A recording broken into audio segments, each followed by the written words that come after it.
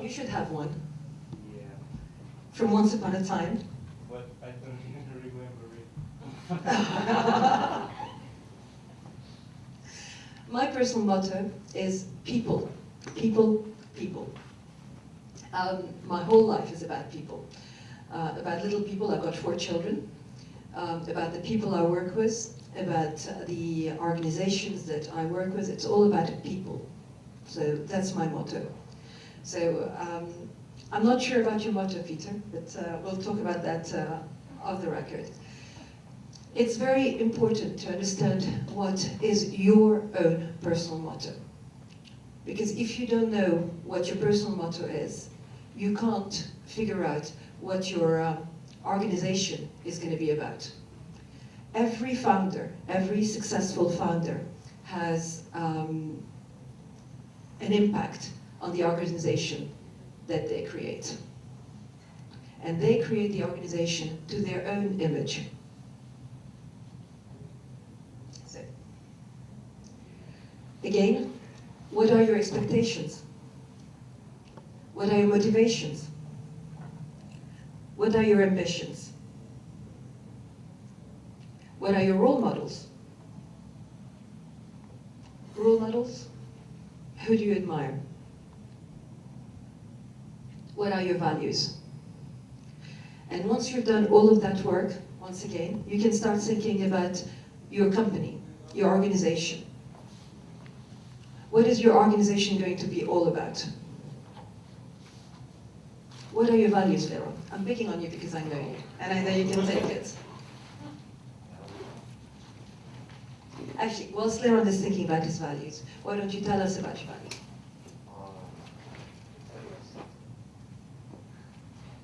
My personal values is development, constant and permanent development, sincerity, and maybe creation.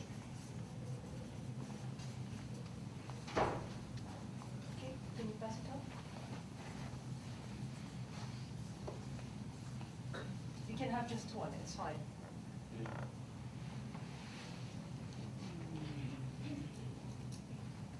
And I know it's hard to say in English, so it's just... Communication. Sorry? Communication. Communication.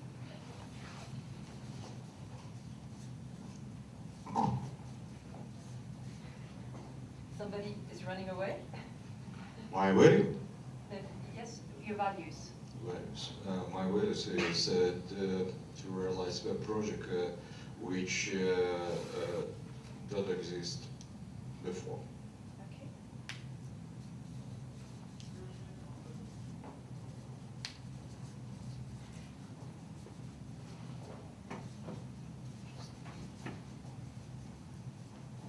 Okay, because we are in Moscow, I'm going to let you get away with this, because this is not a value, it's a goal. Okay, but because we're in Moscow, I'll let you get away. Moscow. Here, give me one value. A family Yeah. and helping people deliver the happiness of people for people. Should I pass it away? Yes, somebody behind.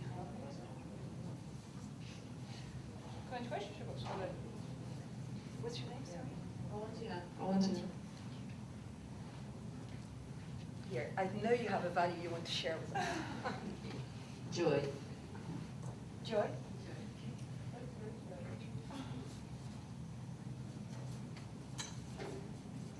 Okay. This gentleman here? No one. Behind you? Building relationships. Building relationships. Okay, we're going to stop here for a second.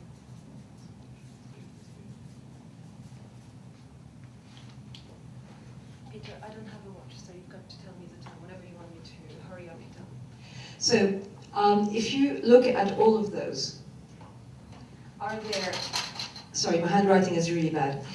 If you look at those, are they values that you can identify with? So, if this gentleman, please, can you stand up? Come here. So he wants to put together a team And if I remember properly, his values were personal development, sincerity, and creation. Is that correct? So anyone can identify with those values? Because my first value is family, probably I wouldn't work with him very well. Because probably I would appreciate myself to be with family more than to work 24 hours per day, 1 year, for instance. That's true, but they're pretty close. Yours are helping people. Right. His is in personal development, sincerity, but you know, family. I would identify, I would come and work with you. I would identify with those. Yeah? Me too. You too. Okay, good. See, you're starting to find team members. It's good. Please sit down. Now, Valentina, if Valentina came here, I'd definitely work with her because family is extremely important for me. Helping people is very important for me. And delivering happiness to people also is very important to me. So if I had the choice between working with the two of you, it'd be a very tricky one. So I don't know. Do you understand what I'm trying to say? Where are we coming at? Okay. The other reason why it's important to do that work and to identify very clearly what your values are, and this is where it's going to get tricky because I only have 2 hands and somebody's asked for a microphone. I am going to give you one of my favorite examples. Valentina, and sorry, I forgot your name. Sergey. Valentina and Sergey have decided to start a business together. The first exercise of values showed that they were kind of compatible, and they're going to start a business together. And Valentina wants to have a job that allows her to be with her family.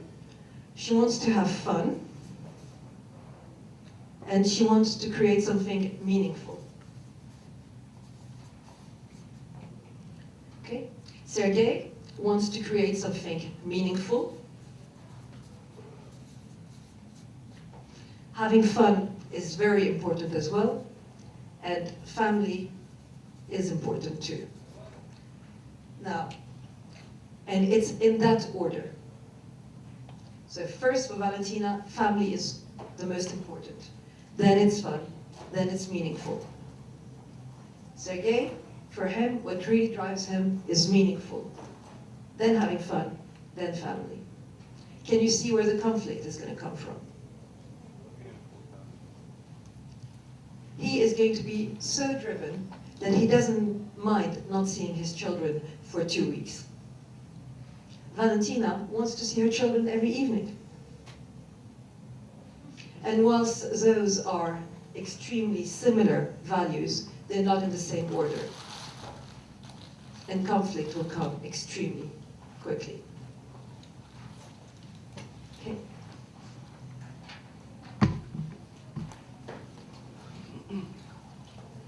Do you need to work with people you trust? Or do you need to work with people you agree with? Again, just a show of hands. Who needs to work with people they trust? Who needs to work with people they agree with? Okay. Where is the difference?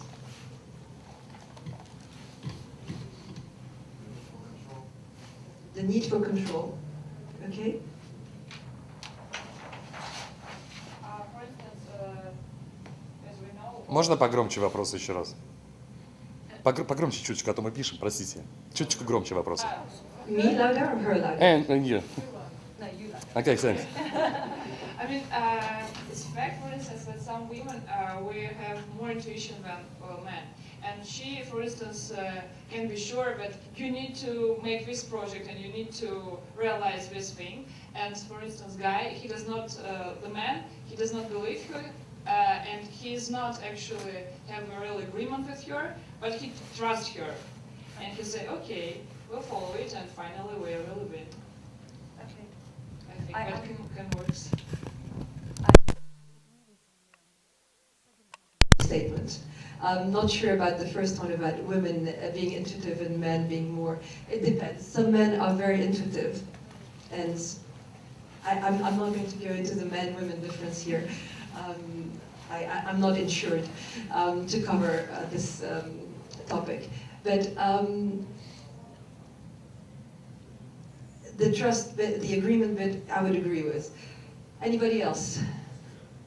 Very friendly, it's very important you use those. To my mind, when it comes to something that is really important to you, you don't want, you won't let anyone to make decisions in your life, and you won't trust someone else's decisions. So you want to be sure for your own mind, in your own mind, so that that decision that your partner offers you is the one that's right. So you should have an agree. You should agree with these decisions and believe in this decision and see why it is right for you yourself. I can't.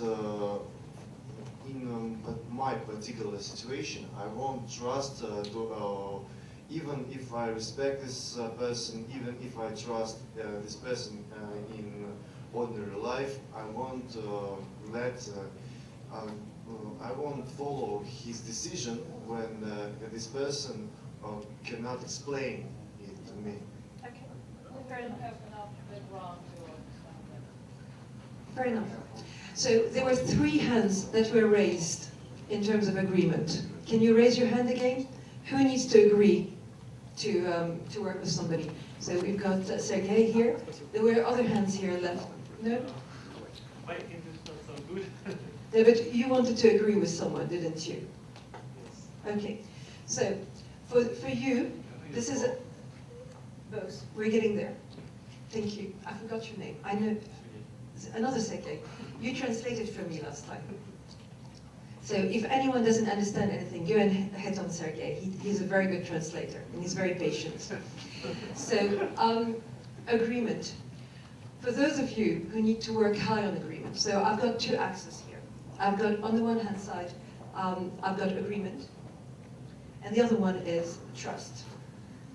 As far as I am concerned, I need to trust people. I don't care about agreeing with them. I really need to trust people. So when you are high on trust and low on agreement, you are opponents. If you are high on trust and high on agreement, you are allies. If you are low on trust and low on agreement, you're enemies. And if you are low on agreement, low on trust and high on agreement, you're bedfellows. So as far as I'm concerned, I work really high on trust, and I need to trust people I work with.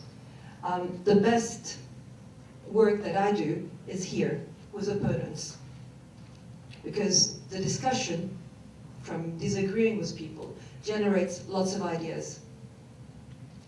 But I work well with allies as well. As long for example, I give Peter my computer.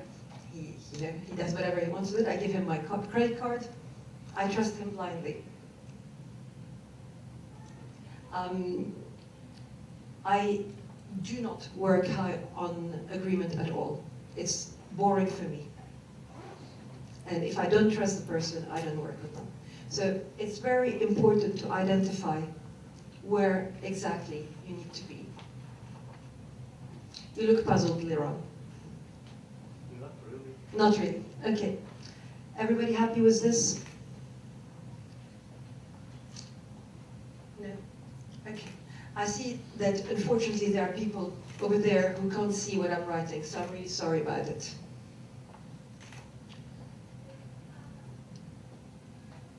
Now, what type of business do you want to do?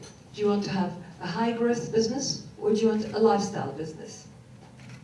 Do you all understand the difference between high growth and lifestyle? Better to explain. Hanad, what's the difference between high growth and lifestyle businesses? Can you give me examples?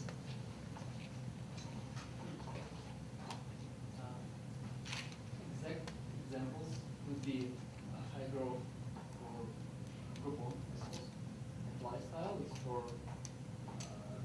maybe IKEA. IKEA is not a good. No. Misha. Here. I'll say lifestyle business is like when you opens your small cafe because you like it and you don't want, to make it big, and you don't want to open such cafes in every city in Russia. Just small cafe, and you just for fun. Yeah, it gives you enough money to live, and that's all. Exactly. Sorry. Yeah. Am I right that lifestyle business is a business that cannot be separated from your person? Very true. Yes, lifestyle business is one that is very close to your personality as well. So if we take Misha's example, if I am running a coffee shop here at Digital October, it's because I want to meet successful budding entrepreneurs and have interesting conversations with them. I want to bake my bread every morning, and I want to have lots of very nice conversations. Starbucks is high growth. I want to have a coffee shop everywhere on the globe, and they will all be called Starbucks, and they will all sell the same coffee, the same tea, everything. So that's the difference. Why is it important? If we go back to Valentina and Sergey doing a business together, Sergey wants a meaningful lifestyle business. He wants something that's going to pay him a salary. That's going to be enabling. No, that's just an example. Okay, I know you're disagreeing. Okay, I can see he's going to jump on me. He's pouncing. Of course, he doesn't want a lifestyle business. I was trying to do the men-women thing. Usually, it's the woman who wants the lifestyle and the man who wants a high growth. I'm just trying to be provocative. So Sergey wants a lifestyle business. But Valentina, despite the fact that she loves her family, wants a high-growth business. She wants to run the next body shop. She wants brand recognition all over the world. Again, Sergey and Valentina won't be able to work together for a very long time because the demands from a lifestyle business are very different from a demand from a high-growth business. Yes. Do you identify with that, Hanad? Okay, sorry. But don't you think that can change? Don't you think that can change? For instance, now he likes lifestyle business, but then he understands that it's really a great opportunity to develop, to grow, and he decided to People don't switch. change. People evolve, they don't change.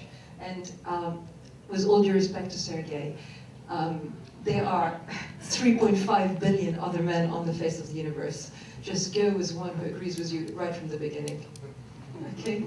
Rather than wasting time trying to co-opt him and show him. It's going to be hard enough talking to your investors. It's going to be hard enough convincing your market. You don't want to convince your business partner as well. Okay, this is really tiring.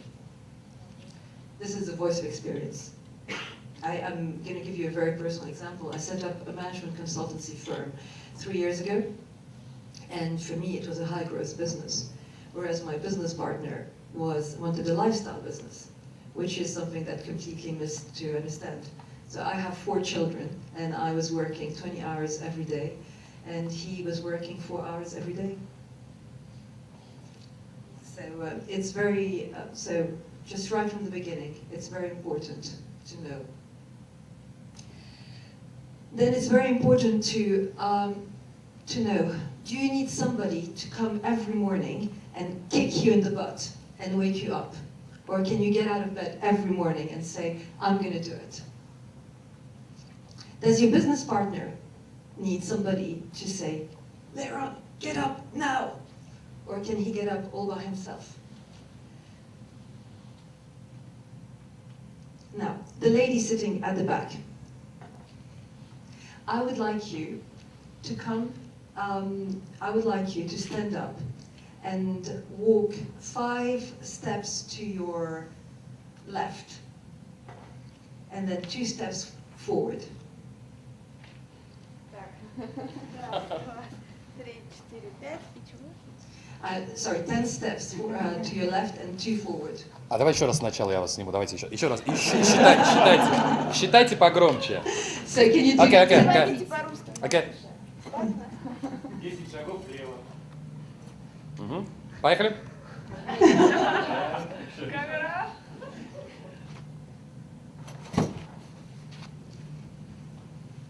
And now 2 forward, please. 2 Вот, на меня, пожалуйста. Очень хорошо, спасибо. Now, the lady who's over there. Yes, please. Would you mind coming onto the stage?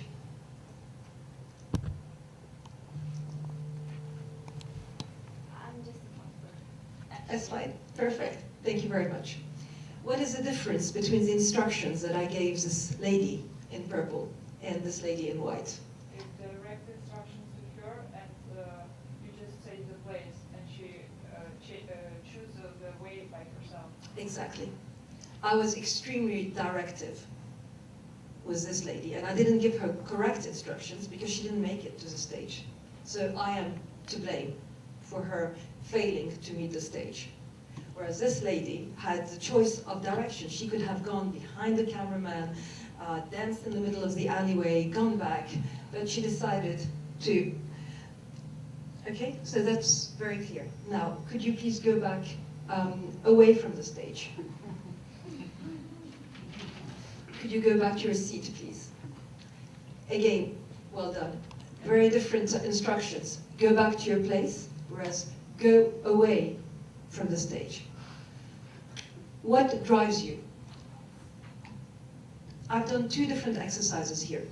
The first one, when I was giving them directions, when I was telling the lady in purple to move 10 to the left, 2 to the front. I was giving her direct instructions to a goal. If she failed, it was my responsibility. The other lady, I gave her total freedom to choose her way to make it to the stage. So in your team, who do you need to work with? Do you need people who are going to follow your instruction step by step? Or are you going to give them total freedom to get to the goal that you've given them? Are you a micromanager? Micromanagers are get up, walk 10 steps, then 2, sit down, take a 5 minutes break, get up, 3 more. That's a micromanager. Don't laugh. There are so many of those. How dare you get up at 4 minutes and 30 seconds? I said 5 minutes. This is a micromanager. So what sort of person are you? Are you a micromanager? In which case you need to hire people who accept to be micromanaged. I don't like being micromanaged. If you hired me and you were a micromanager, that would be a total disaster. I'd probably kill you before day 2. That's why you gather it. It's really. That's why they're the killer team, yes. Absolutely, Lara. Just wait until we get to the end and you'll see the assassins in action. Then, I don't know how much time I've got left, so I'm going to speed up a little bit. But How many minutes? 30? Okay, we're going to fast forward. And okay. And then when I was sending everybody back, again, I gave the lady in purple a goal. I said, go back to your place. Whereas the lady in white, I just say, go away from the stage. It was completely vague. So what motivates you? Do you want to go towards something, or are you trying to get away from something? Why are you setting up your own business? Are you setting up your own business because you've always wanted to do something meaningful? You've always dreamt of creating greenfield and building an entrepreneurial ecosystem in Russia? Or are you starting your own business because no one is going to give you a job? It's very important to understand if you're going in the direction of something or if you are going away from something. Same thing with the people you hire. Why is they joining your team? Because they think you're an amazing leader, Sergey. or because Peter wouldn't give them a job.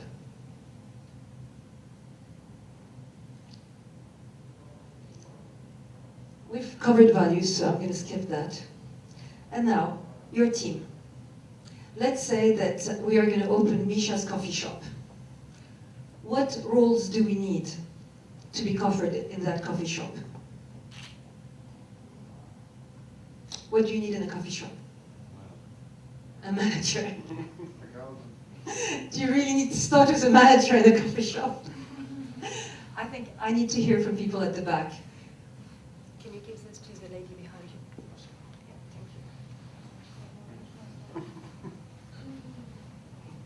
Who says that the most important thing in, oh come on, what is the most important thing in a coffee shop? The manager. The waiter? Yeah. Okay, manager. Waiter. The roles. We're looking at roles. Oh, Peter, come on. Be my MC. Find people who want to talk. What do we need in a coffee shop? Waiter, manager. Somebody. Coffee. Coffee. Who makes the coffee? Client. Coffee machine. Somebody who operates a Barista. A barista. Thank you. Someone responsible for logistics, I think, for buying coffee, for buying paper glasses or dishes or what we Okay. need. Supply manager. Yeah. Cleaning stuff.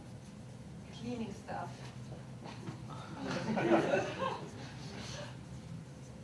Yep. So somebody said accountant. Yeah. Well, at least now, so. You are going to run the next Microsoft. I can see it. It's going to be very organized.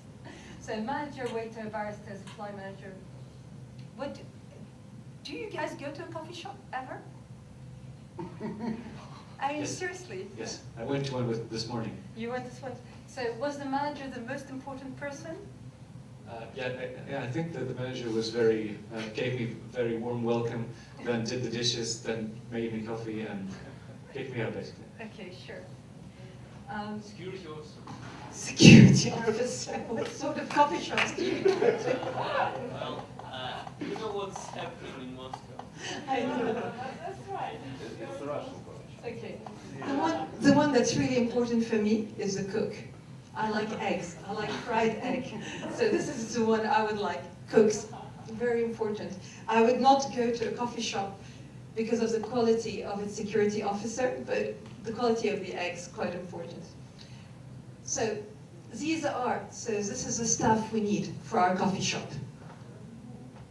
Now, we don't have much money, okay? We're doing this, so we can't have all of these people. We can't pay the salaries to all of these people. So we need to find people who are ready to take these jobs and do 2 or 3 of them at the same time. Sergei is not convinced. In an entrepreneurial team, you can't afford to pay everybody. And you can't afford to have 1, 2, 3, 4, 5, 6, 7, 8 people. So the manager is going to have to give you a warm welcome and is going to have to cook sometimes or be the supply manager.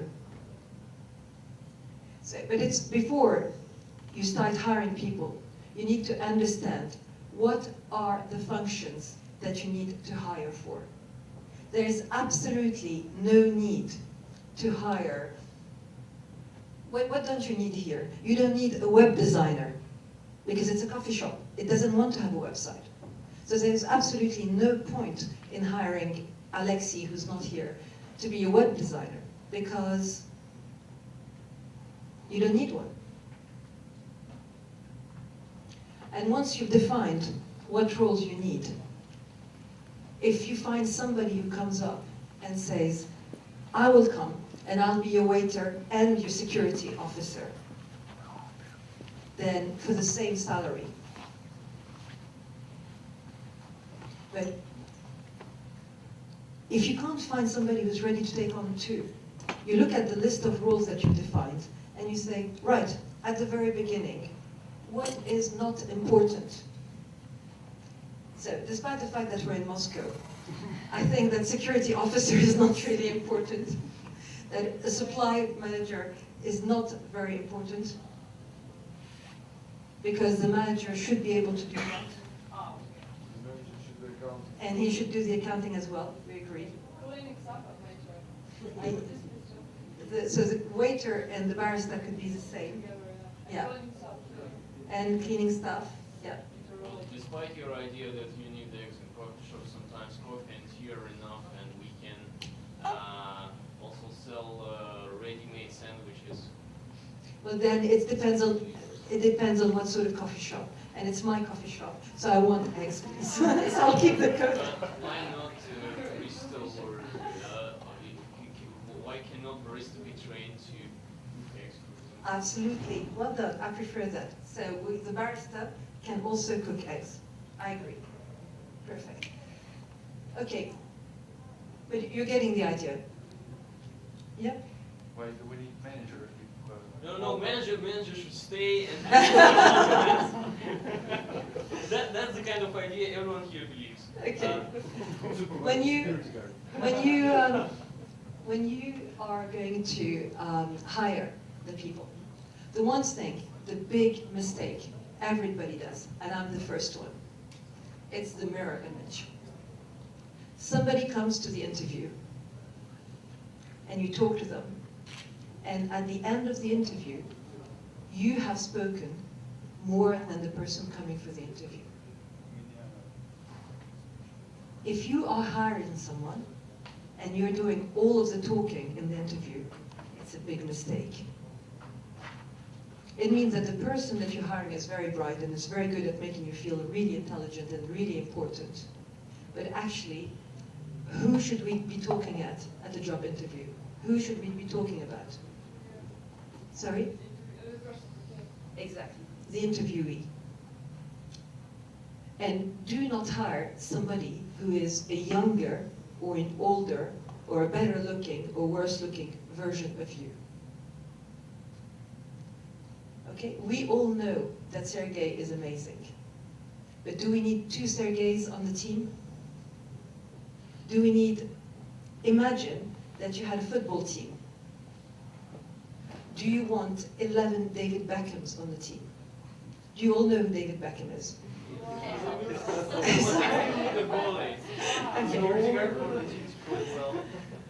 I don't think he does security guard, but you know, I can ask him. Imagine a football team with 11 David Beckhams. You think so? The girls, they would love football, but do you think that a team with 11 David Beckham would score as much? What do you think of David Beckham as a goalkeeper? You've never seen him because he's never tried it, and because it would be a total disaster. You need a strong goalkeeper. What do you think of David Beckham playing behind the lines and protecting the goalkeeper? No, not really so well. Not really either. He is good at free kicks, corners and stuff like that. Okay. But not in defense playing. Exactly. So you need defense players, you need goalkeepers, you need people that are different from you. So Sergei is David Beckham, so he needs a good goalkeeper. And he needs somebody who's going to be helping him get these nice shots into the opposite goal. It should be Victoria.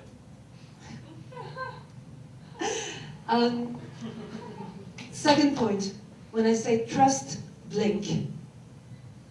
What is blink? It's first impressions.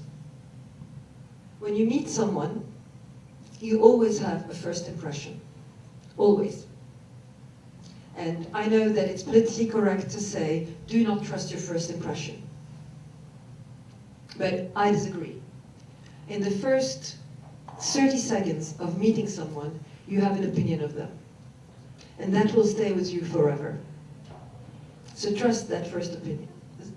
It's very important. Beware of recommendations. Sergei is going to tell you to hire Leron. He's trying to get rid of Leron. Do not trust recommendations. if you're going to do some work, do your own due diligence. Take the person for a beer, or a glass of wine, or a cup of coffee. Have a chat with them, i.e., don't talk, let them talk.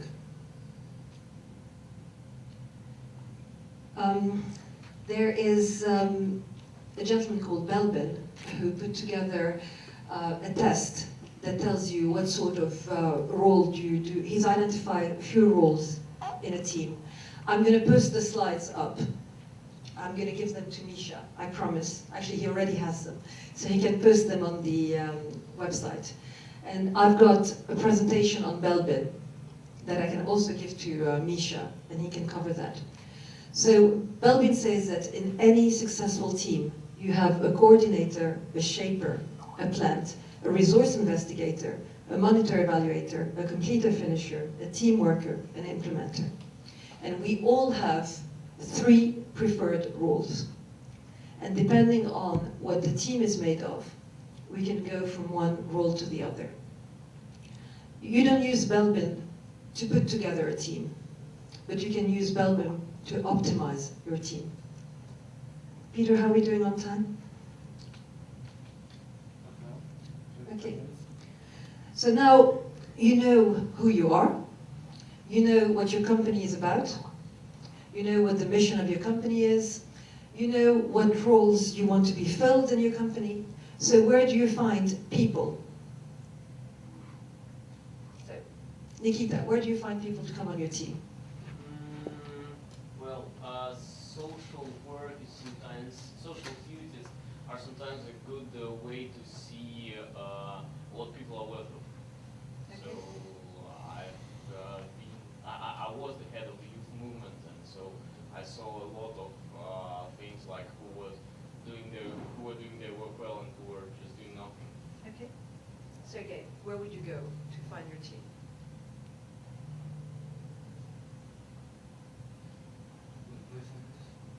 Okay. Yes? Man, please.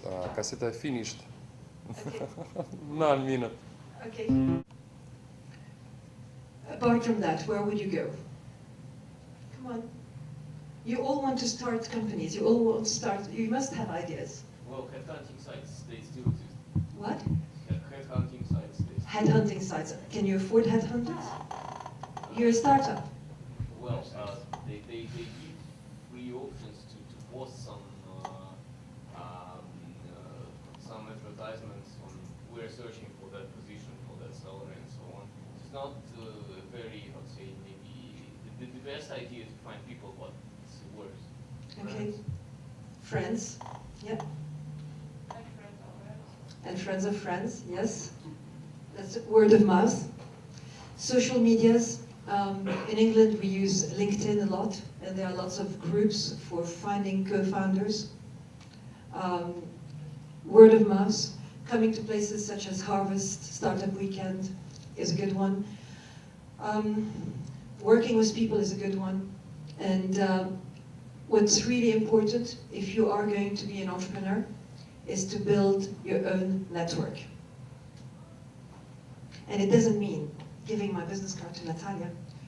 It's actually having a meaningful conversation with her and understanding who she is and making sure that she understands who I am. So that when I contact her in 10 years, she'll remember who I am. Is location important? What does this question mean? Sorry? Means it's important whether people live in the same city or part of the city. Did you all hear that? Is it important that the people live in the same city? Can you raise your hand, whoever thinks that it's actually important to live in the same city? Okay. Who believes it's important depending on the business? On the position as well. Okay. Peter, tell me, depending on the business. It would be pretty difficult to hire, to find a team member for a coffee shop Yes? based in Moscow if that person was living in Vladivostok. Vladivostok. Okay, good. Where would that work? When can somebody from Vladivostok work with somebody from Moscow? Programmers. Lots of different businesses. MLM? Okay.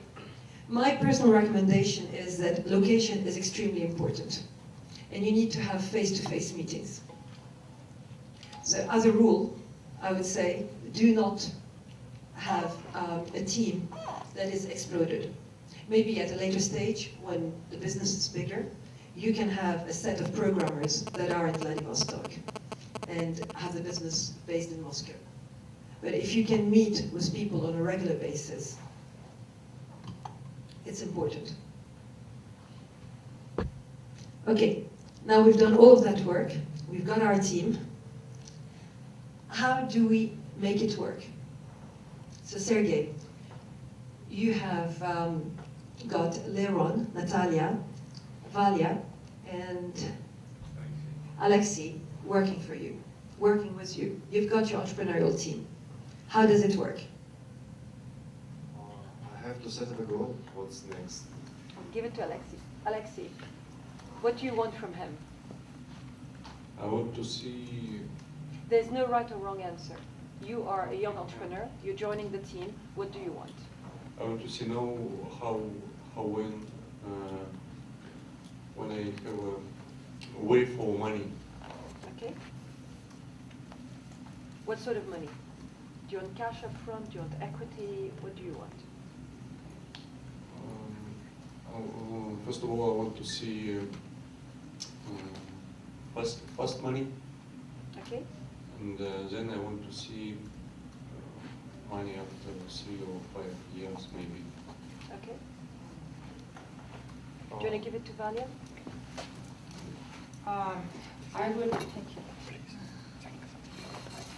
I would probably, me as a manager, first of all check what is the average price, average salary for every position, and I would understand what can really people expect from me. After that, I would say to everybody about my plans, not probably in peculiar way, but I would say about the opportunities for people. What is the potential to stay in my team? For instance, I say, okay, now I don't have enough money to pay you this sum, but in 1 year, if we work hard, so I will try to motivate him, or I would probably give him some incentives in the products I produce. I think as a part of a team, I want to see some results, and I want to my work performance to be like in a direct connection with my pay.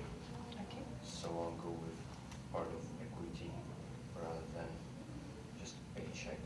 Okay. Natalia. For me, very important the interest idea. Okay. And interest idea, it is motion. Okay. Okay, that's very good. Yeah. No, your manager wants to say something. The founder wants to say something. We discovered the fact that different people prefer different type of reward. So when in case when one person wants fast income here and now, that other person wants success, wants to person or something. Wants to have an interesting job, and the third person wants to have an equity share. This means that we have to define this. We have to find out and discover this fact when we are taking these persons into our team. Can you stand on the other side? I'm gonna. Sorry, it's going to be complicated. So we have to offer different rewards for different persons. Okay, I think that if the camera was not there, I'd say it's an amazing idea. Very good. Be Russia, even better. No, this is what drives them. They want the social recognition. Other people want like Natalia, to work for something interesting.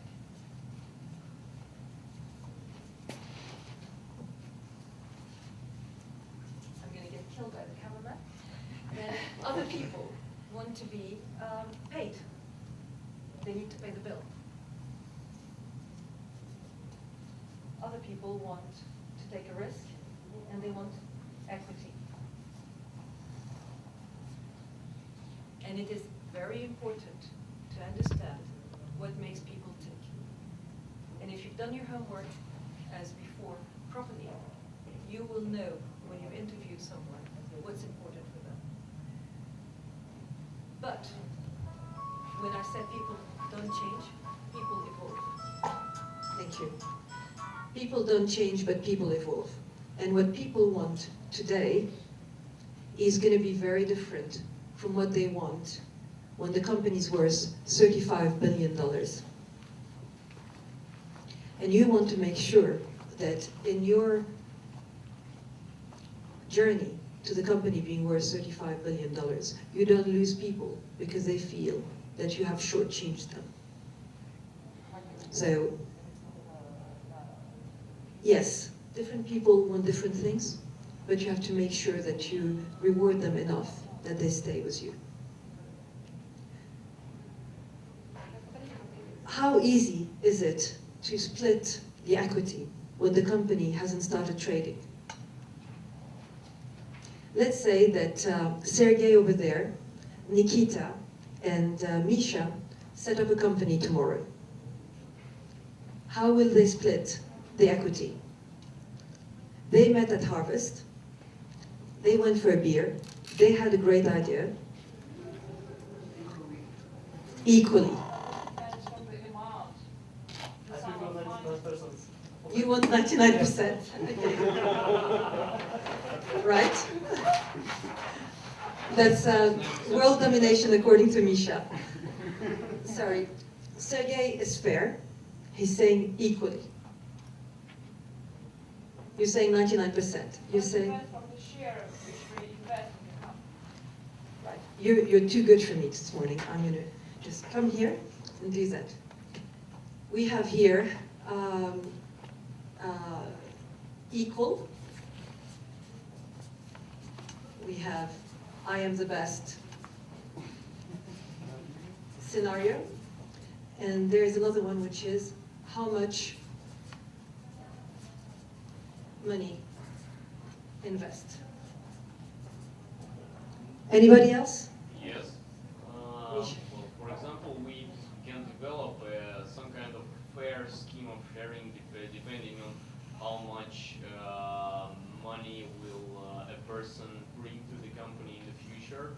Okay. So the sharing of the profit will depend a lot on the efforts, on the results. Let us call it fair sharing depending on the quality of work. Okay, quality of work is different from money. Yes. So there is what I call sweat equity. No, sweat equity is how much work you put in. Okay? One of the ideas here may be introducing options. So if you, for example, achieve some results, you get some part of equity. If you don't achieve any KPI, some predefined KPI, you do not get part of the equity. Okay? Yeah. A huge problem that startups encounter is splitting the equity at the beginning. Lots of people are like Sergey. They make that mistake. They go equal. No one is ever equal. Women are superior. It's a joke. Unfortunately, no one is equal. In the real world, no one is equal. And in the startup world, it's even more true. Because the three of you have met in a pub, and the three of you have had an idea, and the three of you are going to work together. But you don't know how much money any of you is going to invest, how much work all three of you are going to make. And you're not going to know how much connections each one of you can bring until much later. It is extremely hard getting it right. And I don't know any startup that gets it right. Yeah. One more huge difficulty is the moment when it's worth starting sharing, because in the beginning you just have to work and see if the project can pay you back any money, and it's not worth sharing the equity from the beginning. Sometimes it is too early, but then a moment when it is too late comes also suddenly. So That's very true. So you know the answer. At least some recommendations. I have some recommendations. So there is a very successful business that once upon a time was a startup. And what they did was start exactly the way Sergey was offering, which is they all started, and let's say there were 5 of them, and they each got 20%. 20% each. And after 2 years, the 20% did not reflect the contribution each one of them had. And they had a team of 10 employees. So they did it in a very, very interesting way. They got all the employees together, and they got themselves in, and they decided to ask everybody to write the names of the 5 people. So Nikita, Hanad, Sergey, Peter, and your name, sorry? Maxim. And Maxim. So I put their names, and each one had to put next to each one's name how many shares they thought they should have. So if Maxim wrote 100% for me and 0 for everybody else, and the others did the same thing, then the employees actually could judge who did they think was the most important person. Who would the company not be able to survive without? And that's important, because 25% of something is much more than 75% of nothing. And if all the values is in Sergey, then you want to make sure that Sergey has enough shares that he feels incentivized not to go and see his children, not to have a holiday, not to go and work for Microsoft. You want to make sure that Sergey actually stays with the company. So, now a slide I've stolen from someone. Conserve your equity. Lots of young entrepreneurs are very, very, very, very, very prone to give away equity. Because, you know, for them, it's not worth anything. They have 100% of this company, and if you are going to come and work with me, I'll give you 40%. Because right now, it's not worth anything. But on the contrary, it is worth something. Do not give anything away.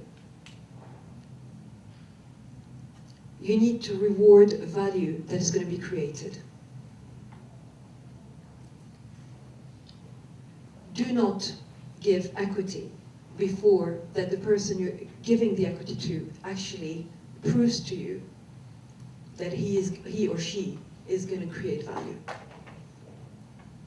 So you can say, come and work with me, and if in 1 year you've met all of these requirements, I'll give you 10%.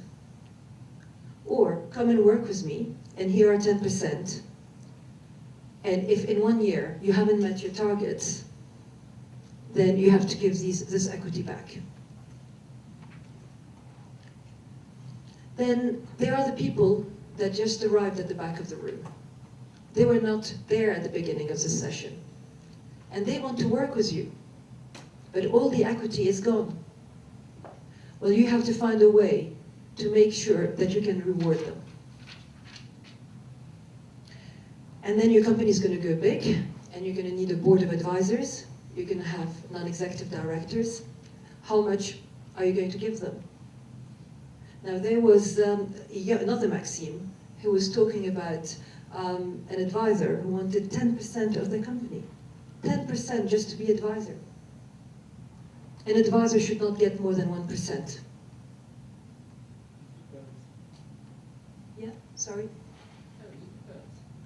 An advisor should not get more than 1%.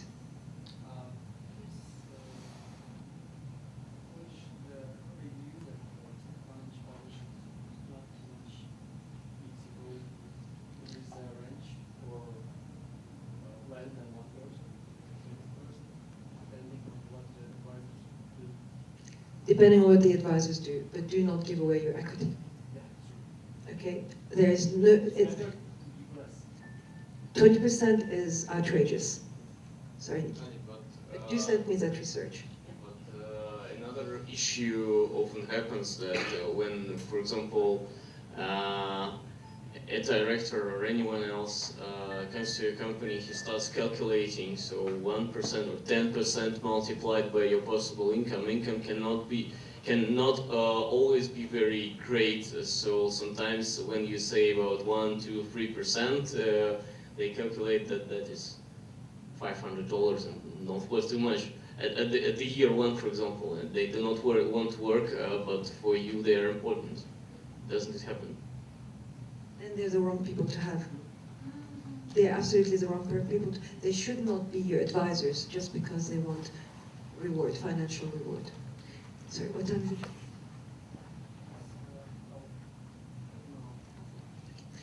So, this is a slide that I've stolen from a very good friend of mine who is the director of the full-time MBA at Imperial College in London. And he says, imagine that you have 4 founders in a company. So we go back to Vanya, Natalia, Leron, and Sergey. Sorry, Alexei. You can be an advisor, okay? You look at who had the idea, who's got the technology. You look at who's got the domain expertise, who is making the commitment, who's taking the risk. You look at who's taking the responsibilities, who's making things happen. Sweat equity, it's the work. How many, Vanya can have an idea, but Leron is doing all the work. That's what we call sweat equity. And social capital, who's got all the connections? Who has access to the clients? And that's Natalia. So you put a weight with them, and then you say, the idea and technology, you give 10 to Sergey because it was his idea. But it's not really his domain expertise, and he's not putting in any money. He is taking half of the responsibilities, and he's working a little bit. And he's got 0 connections. But then Leron didn't have the idea, but knows a little bit more about the domain, is working a little bit. And that's, and you add all of those. Once you've added it, you multiply it. So you add everything here. You multiply it by the weight, and then you get a percentage. And then you divide everything according to that. But you don't do it simply saying, we're all in together, we're all equal, we'll all get an equal share. And that's it. Thank you for listening.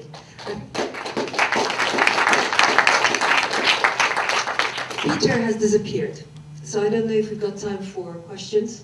So, can you finish the story about how sorry. people... Do we have time to?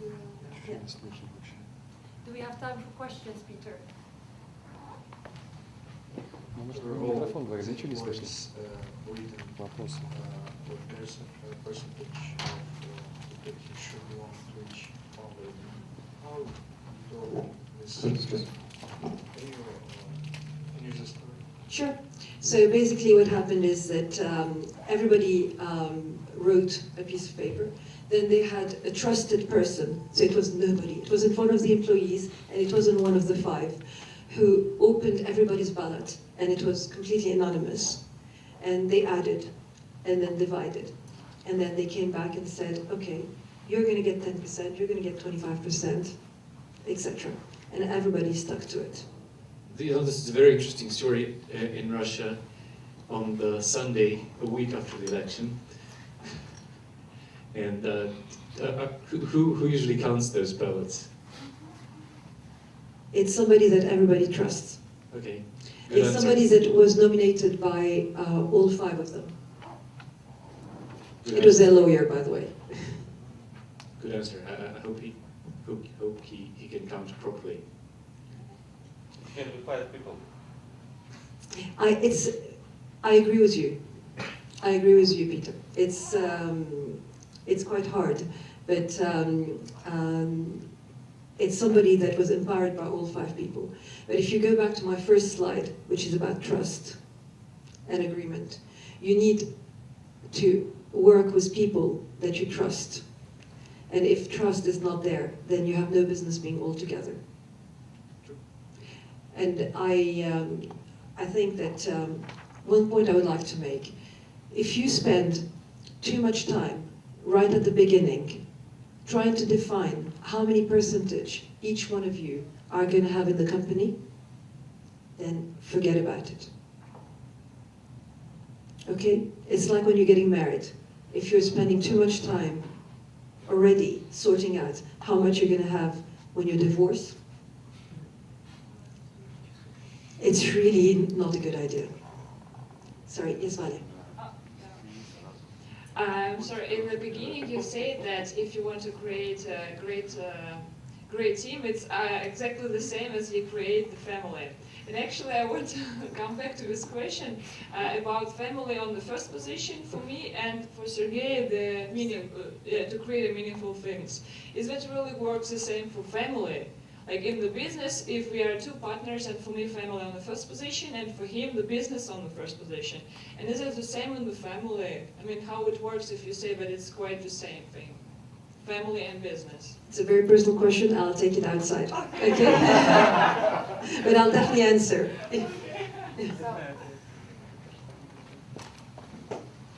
So you say that trust is one of the most important things. Yes. But we need time to find out who is this person we are going to work with for startup. So do we have this time?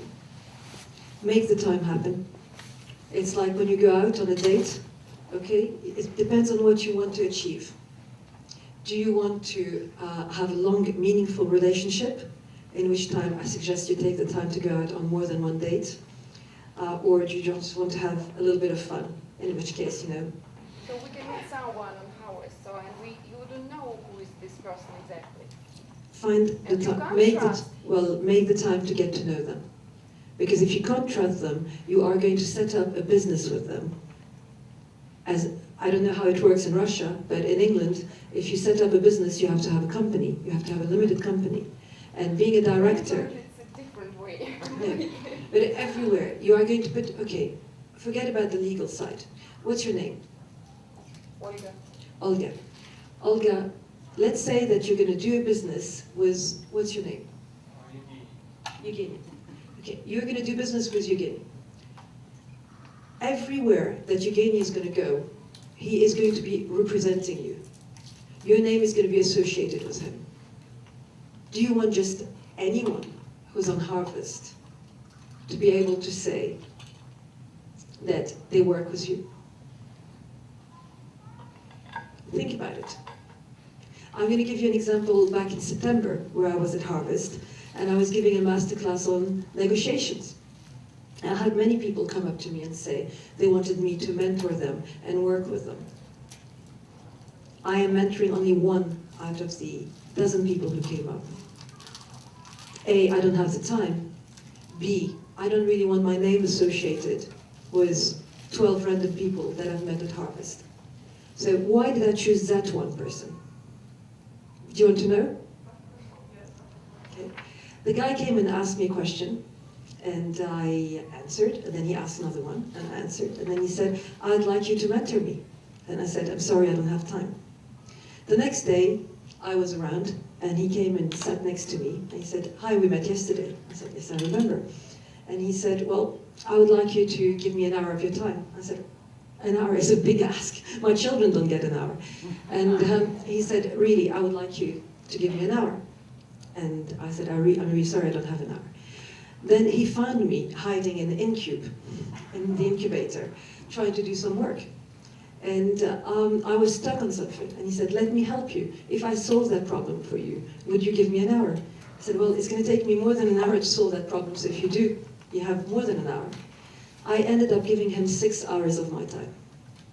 6 long hours where I was taken hostage in Incube, where the guy gave me coffee and told me about his business and about his dogs, his family, 6 long hours.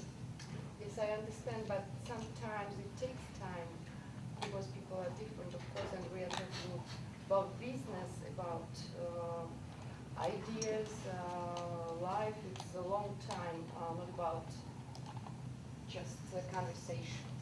I suggest that having 6 hours one-to-one conversation you learn a lot about people. And trust your first impression as well. But do not set up shop with somebody you randomly meet. It's not a good idea. Anybody else? No more questions? Well, thank you for waking up this morning and for coming here. Thank you very much, and hopefully you're gonna stay around. She's still around.